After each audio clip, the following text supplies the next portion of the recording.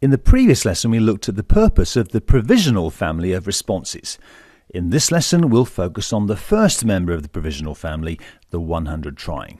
By the time we're done, you should understand the purpose of the 100 trying and perhaps more importantly, how SIP has its own built-in mechanism for reliable delivery. So, a quick revision question then. What is the purpose of the 100 trying? It's an update report on how the request is being fulfilled. It says, I've received the request and am trying to do something about it. But why does the upstream user agent client need to know that his request has arrived? Can't we just take it for granted that it has? Well, let me ask you something. Which transport protocols could be used for delivering SIP packets across the IP network? Have a think and press play when you're ready. The answer? Well, there are two IP transport protocols that come to mind. There's TCP and UDP. TCP, the Transmission Control Protocol. Now, applications use TCP to manage delivery of IP data over the network. Before sending the data, TCP checks with the other side to make sure it's ready to receive the packet. Knowing that it is, TCP then sends the packet out over the network. Now, it might be that the packet does not get through. Maybe it's dropped from an overloaded router's buffer. Perhaps it's corrupted on its way downstream or something. What now? Well, TCP makes some checks. Did you get it? No. Oh, then I'll send it again. And a copy of the same packet is automatically resent out over the network. Did you get it this time? Yes. Great. Despite network-level problems, the packet is delivered reliably from client to server, the application being oblivious to network-level problems. Sounds good. TCP is a reliable transport protocol.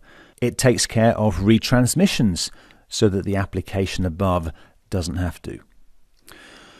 But there's something else to know about TCP. It needs a significant time overhead to prepare the connection and check that everything's delivered as expected. Now, the other transport protocol is UDP, the User Datagram Protocol. Now, UDP has a different approach to packet delivery.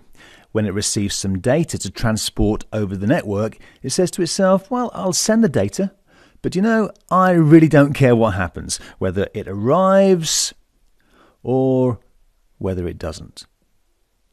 So, what about lost packets? What happens to them? Well, with UDP, they're lost. UDP does not retransmit lost packets. It has a send and forget mentality.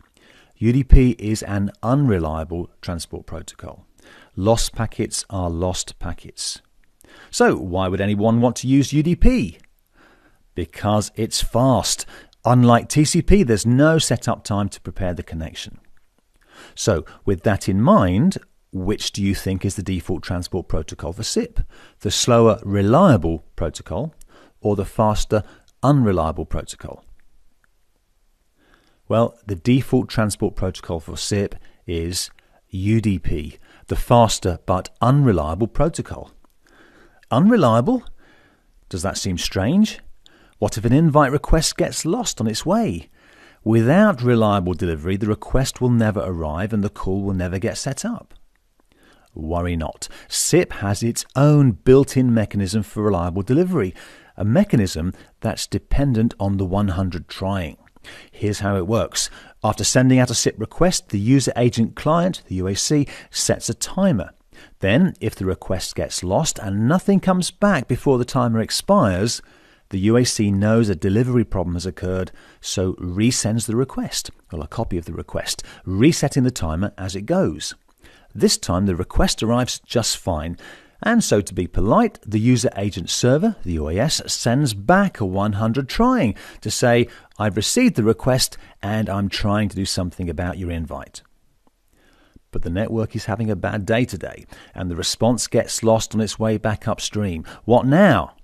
Well, the second timer expires, triggering the upstream user agent client to send the invite a third time, again resetting the timer as it goes. The downstream user agent server, recognizing the retransmitted request, also retransmits the 100 trying. Successfully arriving upstream, the UAC heaves a sigh of relief. I'm happy now. I know my request has arrived and I don't need to retransmit anymore. So, the purpose of the 100 trying, it's to confirm reliable delivery of a request. It's part of SIP's built-in mechanism for reliable delivery. Oh, by the way, any response that comes back confirms reliable delivery, not just the 100. The thing is, the 100 trying is used where there's nothing else yet to report about the fulfillment of a request, other than simply the request has been received. Okay, 100 trying responses and reliable delivery. The purpose of the 100 trying is to report reliable delivery of a request. We need it because SIP uses UDP as its default transport protocol, and we know that UDP is an unreliable transport protocol.